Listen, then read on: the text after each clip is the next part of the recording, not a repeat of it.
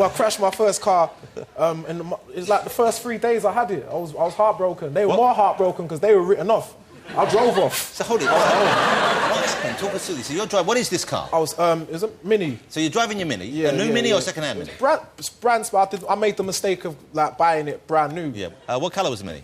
Blue. A blue Mini. You're driving through town. Any spoilers? Any decals? No, you know, see, when I get the cars, I don't tend to do nothing or don't touch them just in case I need to, I don't know, escape or something. Yeah. So you drive. Whereabouts here are you? I was in Purley. I think I was visiting a friend. Visiting a friend in Purley, and it got really steep roads in that area. And yeah, that's why you got brakes. You know, you can't blame that. All right, yes, yeah. Anyway, so I just about passed, really. I think they just had enough of seeing me, so they just like, just pass, you passed, well done, go away, kind of thing, yeah?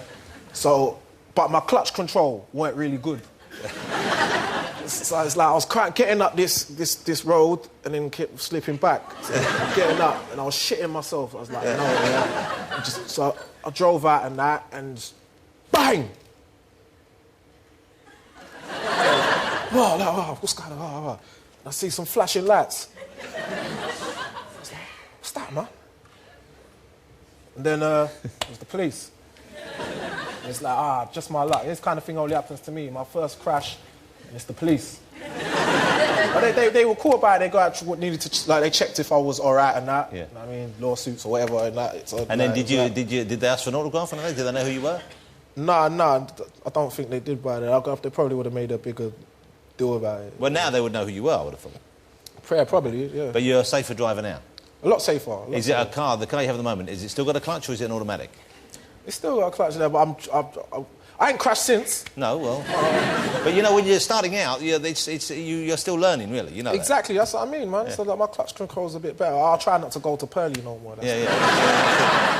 Stay away from the hills. Exactly. But what's a day like for you? To relax, what do you do? What do you do? I'm quite into my Thai boxing right now. I'm training in Kent. Like, I'll do a little bit of Thai boxing. To keep fit, yeah. But do you actually have contact when you're doing that? Yeah, sometimes I spar and that. Like, it's good. I catch a few hot ones in the face and that. You get up early? You get up middle of the day? You have what kind of hours? I get up quite early, you know. I'm quite good. I get up like 11 o'clock. So, I'm normally awake by like 8. Yeah, and then you lie around for 3 hours doing what? I have a shower and I'm pretty good in the mornings. I'm really happy in the mornings. I turn the music up loud, have a shower, dance around, dance and that, you know. And when do you write? What time of day? Do you have to put time by the write? Do it come to you whenever it does? What do you do? It just comes. When I try and force it, I tend to write rubbish. So do you still use it a couple of years later. But do you keep pen and paper with it just in case you have it by the side of the bed? Not at all. So how do you remember a rhyme? If you come up with a rhyme, say you came up with a lyric now, how would you remember it? I'd forget it, probably. Okay. But for the most part, I'll try and write it down. Yeah. And, you know, I've got the system of saying it over and over and over and over again until I've kind of learned it, like an actor would with their lines. Yeah, basically like that. And how does that work on stage? When you're doing a lot of raps, when you're doing a lot of material from some of the old albums, can you remember all of the raps? Do you have it written down for you anywhere, or do you make mistakes on stage? I make mistakes sometimes, but it's a bit easier because with the first album, a lot of the lyrics I was doing on the songs, I was doing on pirate radio first. So there'd be like 2-hour sessions on the radio where I'll be rapping over these instrumentals, grime instrumentals, garage instrumentals, sometimes drum and bass or whatever. So I already had the lyrics, so when it came to doing the albums like that, but sometimes I still forget. I just carry on though. But it's, you know, I admire the way you've gone from what was basically a very underground scene to a very mainstream performer now. Exactly, yeah. Did you worry about losing the support you had from the original crowd when you became more mainstream? That wasn't a concern of yours? I get called a sellout every day, man, but it's progress, basically. And there's people that still love my old stuff, new people that like my new stuff. You can't please all the people all the time, that's what they say, innit? Yeah, I think if someone likes your old stuff, they would go with you through to the new stuff unless they were trying. Not necessarily, you know what I mean? They might just like one song from my first album and they might think everything else is crap, but I've got to keep it moving, innit? I'm very pleased you're back here this evening. You know I'm a fan, genuinely. Oh, thank you, man. Oh, I've got one bone to pick with you before we go. It's when the night of the Brits, I was asked along, Peter Kay hosting, they said, come along, give out an award. I said, lovely, and I thought, I'm going to be out there with all the young people, I want to look good. So I phoned someone who I thought was my friend, Dizzee Rascal, and said, could you style me for the Brit Awards? Yeah, and I said, yeah. But you went a bit over the top with it. What are you talking about? I put on all the only thing I added was a bowler hat.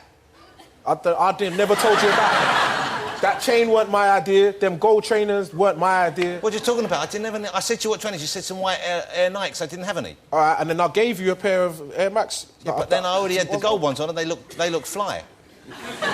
Well, you know, if you're into that kind of thing. But here's the thing. I said you only turned up wearing an incredibly smart black suit, and he made me dress like a Wurzel. I didn't make... That weren't my image in my head. What was your image in your head? To look like me. You would have been all right. But that's when I wore it, that's what I thought I looked like. Until I saw the pictures. But that's memorable, at least. People Dizzee, you're going to perform for us live this evening? Yeah, man, Dirty Disco. It's going to be, this is the next single. It's called Dirty Disco. That's exactly it, man. Dirty Disco. It's out in May. Ladies and gentlemen, he's one of my favourite UK recording artists. He's a brilliant young man, Mr. Dizzee Rascal. Thank you. Good man, good to see you. You too, man. Rascal, man.